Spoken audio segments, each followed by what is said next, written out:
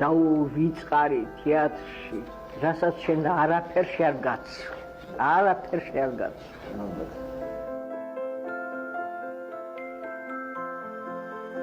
მე მთელი ჩემი სიცოცხლე შევალე თეატრს. და იმისათვის, რომ აი ეს 200 თუ 500 კაცი, რომელიც არის ხოლმე თეატრში, რომ იმან დამიჯეროს ამოდელა ხალხმა, შენ რომ ერთნაირი პულსი გქონდეს. მაშინ შენ ყველაფერი უნდა მისცე, ყველაფერი, არაფერი არ უნდა შეინარჩუნოს.